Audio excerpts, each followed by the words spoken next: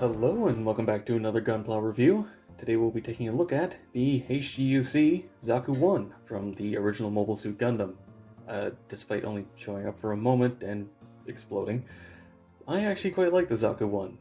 It's a good bit of world building and it does actually look quite nice. So let's see if this kit does it justice by starting off, as always, with the articulation. Alright, getting into the articulation. Let's start off, as always, with the head. It's using the old style polycap, so hinge at the bottom, ball joint at the top, which just came off, but it does actually get a full rotation. Actually, I should take it off because I want to show off that the eye is actually on a track. It basically only moves from here to the opposite side. It doesn't get really far over to either side just because of how it's built, but hey, the fact that it moves is nice, though I will say it's in there pretty far. You're going to need like a toothpick or something to move that.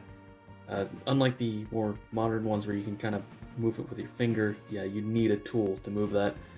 The shoulders are on a very nice forward hinge, though you don't really get any upwards movement out of it. It is pretty much exclusively forward, but it is a very, very nice forward hinge. I mean, look how far forward these go. It's crazy.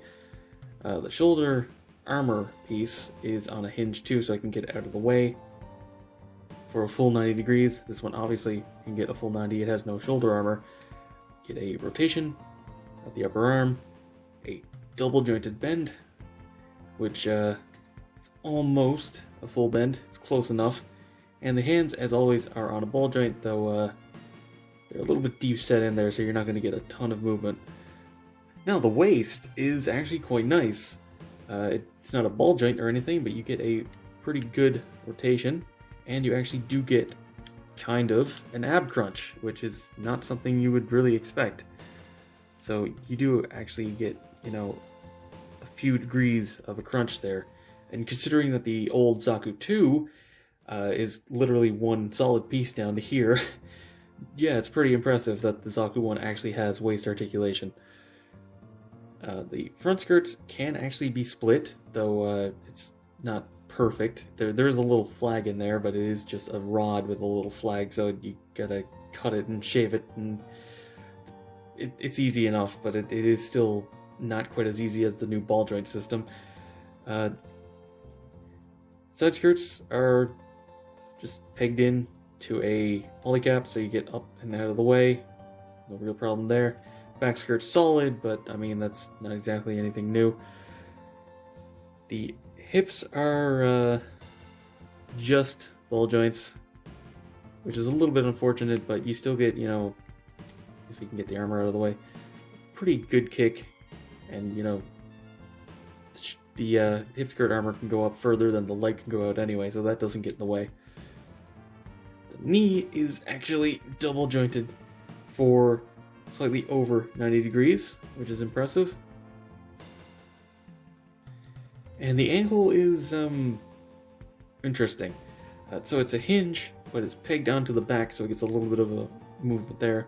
Then it goes into a ball joint, which is on a backwards hinge. Then there's another hinge up at the front of the leg, so you get quite a bit of movement for the foot. In fact, you can get it out past the back armor. It's not intended to do it that way, but you get a crazy amount of articulation out of these feet. More than pretty much any other Zaku design, honestly. I mean, it does look a little bit weird when you bring it down all the way, but the fact you can do that is really impressive. So the articulation of this kit, insane. This thing has better articulation than some kits that came out this year. It is one of the best articulated kits of its time. Now, starting out with the accessories, let's start off with the sticker sheet, and you'll notice the black stripe. That's for the eye. I just painted it black. Aside from that, no other color correction. This one is actually for one of the accessories, which we'll get into. Starting out with the hands, because might as well get it out of the way. You get one open hand, two holding hands, which is nice. And you actually get two trigger finger hands, though they are both right hands. And that is because you get a old Zaku machine gun side drum, kind of a weird design, but I do like it, and that's where the other sticker goes on the camera for this. I just didn't bother putting it on. And you do get a second trigger finger hand with a angled ball joint for the bazooka, because apparently they thought that was easier than putting the actual handle on a hinge. Oh well, I mean, it still works, just kind of a weird way to get around that. Speaking of the bazooka, you do also get another accessory, which is this piece. And how you attach that is you take out the, come on, focus. You don't want to focus. There we go. You take out this little panel, probably easier to pop the head off.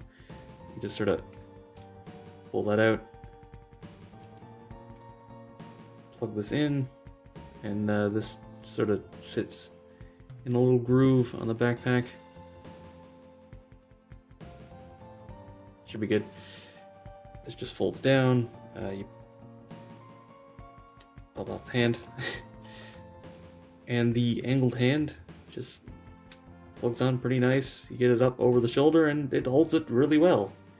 It's not loose. It looks fairly natural. I mean, it is kind of weird that you have to have a whole separate hand just for this, but hey, it works, so whatever. Does mean you have a very, very small piece you have to keep track of. Definitely get like a sandwich bag or something to put these parts in so you don't lose it. Also, while we're on the topic of the weapons, you actually get a bit of storage, and it can hold either, which is nice. Probably not with the hand on, but basically there's a little sort of tab hold here that can hold on to the handle of either of these, which is nice.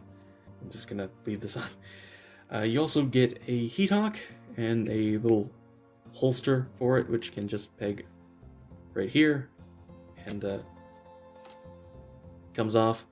The heat hawk is fine. The blade is a little bit smaller than I would have liked, but it looks, you know, good. All gray, obviously.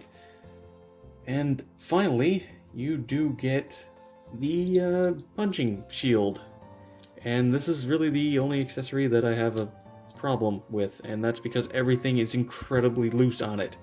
I mean, it's not going to fall off, but it's pretty loose for spinning, but this peg is so loose, it's ridiculous.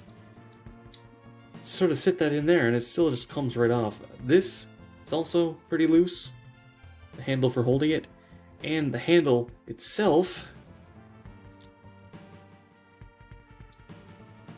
doesn't want to stay in the hand. It's too thin. It doesn't actually hold in well, so this whole thing is just really, really rickety. And I don't know why they did that, since all the other accessories are fine. That said, it looks pretty nice. Can't really complain about the actual sculpting, just wish it was a little bit more sturdy.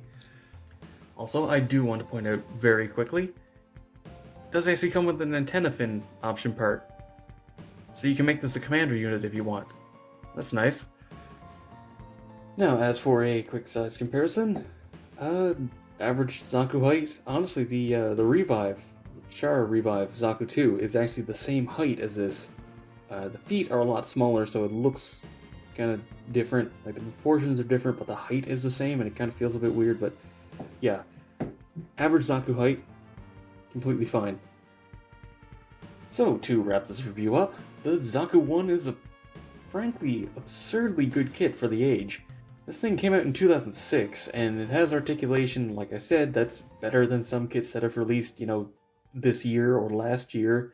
It has more torso movement than the core Gundam. Really, the only thing that is wrong with it is a couple of seam lines on the legs and the arms, but I mean, it's not even a big deal. So yeah, if you want to get a Zaku 1, feel free. Both this and the Sniper type, which I've also reviewed, are absolutely excellent kits that have held up insanely well for the age. I will give you a warning that this does use dark blue, and dark blue stresses very easily, so be careful when you're cutting the pieces off and cleaning them up.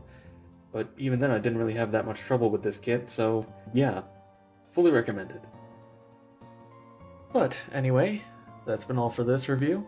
Thank you very much for watching. Be sure to let me know what you think down in the comments below. If you enjoyed the video, be sure to give it a thumbs up, it helps a lot. Subscribe for future reviews and watch my backlog. Go follow me on Twitter for updates, and consider supporting me on Patreon so I can keep bringing you reviews, just like this one. And as always, until next time, happy building.